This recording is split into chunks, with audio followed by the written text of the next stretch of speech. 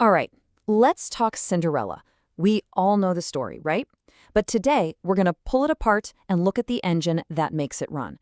We're not just retelling a fairy tale. We're going to dig into the framework, the narrative architecture to figure out exactly why this story has stuck with us for literally centuries. And really, it all kicks off with this one single idea, her mother's last words. This isn't just some nice, sweet advice. Think of it as a lifeline, a promise given to this young girl that's going to become her compass, her true north, through everything she's about to face. So, here's our roadmap. We're going to follow the 6 key beats of the story: the girl in cinders, despair and the invitation, the pumpkin coach's magic, the midnight escape, the glass slippers contract, and finally, kindness crowned queen. This is the classic structure that makes the story so powerful. Okay, let's get into it. All right, Chapter 1, The Girl in Cinders. This is what storytellers call the ordinary world. It's the starting point, life before the adventure. And for Cinderella, that world is pretty bleak. It's all dust, ashes, and memories of a better time. And I mean, look at this contrast. It's brutal. She went from being a beloved daughter to basically a servant in her own house. They even give her a cruel nickname, Cinderella, just because she's always covered in cinders from cleaning the fireplace. It's meant to be demeaning. But through all of this, all the cruelty, she holds on to the one thing they can't take from her mother's words. That advice to stay kind, it becomes her secret weapon, her quiet little rebellion. She shares it with the only friends she has, the mice in the attic and the birds outside the window. And right here, this is our first hint that the story isn't about becoming royalty. It's about what true nobility really means. Okay, next up, despair and the invitation. This is the moment storytellers call the call to adventure. It's that thing that just crashes into the hero's life and shakes everything up. And for Cinderella, it shows up as a fancy piece of paper. And man, this is just an emotional whiplash, isn't it? First, there's this incredible spark of hope when the royal invitation arrives. You can just feel her anticipation as she fixes up her mother's old dress. And then, bam, pure devastation. Her stepsisters just rip it to shreds. The pearls scatter across the floor like tears, and she's left with nothing, totally alone in the dark. So now we get to what's called the road of trials. But for Cinderella, it's not about fighting monsters. It's about surviving this moment of absolute crushing despair. And because she passes that test, because she doesn't let all that cruelty put out her inner light, that's when the magic can finally show up. And here it is. This is the part where all that kindness she showed pays off, literally. The fairy godmother shows up, and with a flick of her wand, everything changes.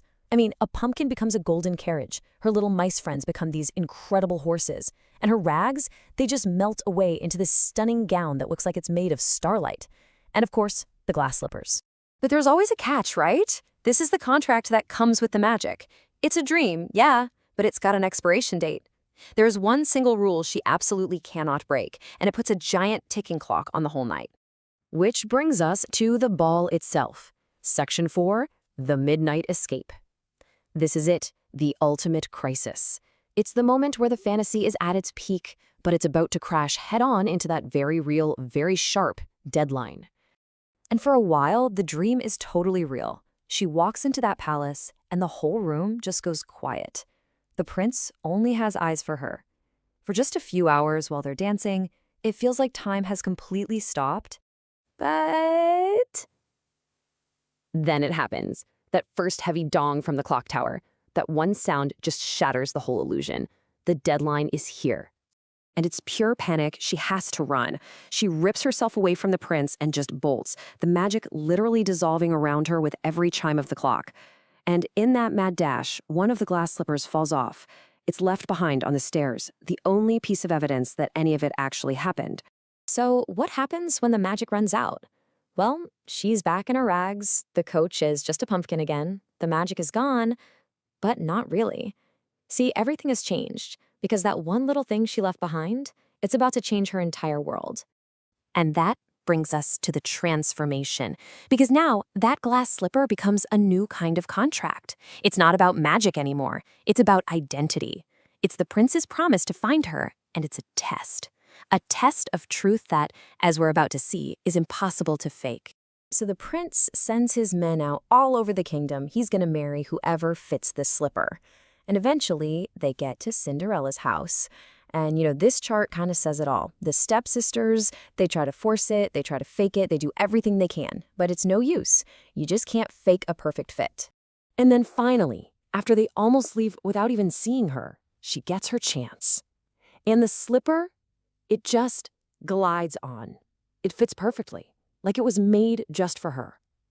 And then for the ultimate mic drop, she pulls the other slipper out of her pocket. Game over. All doubt is gone. For the first time, everyone sees who she really is. But hold on, we're not quite done. The story doesn't just end with happily ever after. The last part of this structure is all about the deeper meaning.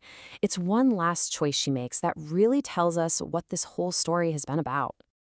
Just before she leaves for her new life at the palace, Cinderella does something absolutely incredible. She looks at her stepsisters, the people who made her life a living hell, and she forgives them. She chooses forgiveness instead of revenge. And that, right there, is the whole point of the story. That's true nobility. It's not about titles or crowns. It's about having the strength to stay kind, to be forgiving, even when you've faced so much cruelty. Her greatest moment isn't marrying the prince. It's proving that her character was royal all along. And that's why this story lasts, isn't it? It leaves us with this question. It reminds us that maybe, even when we feel completely overlooked, stuck on our own circumstances, our own cinders, our true worth, that kindness and courage on the inside, well, that's the real magic. That's what can actually change everything.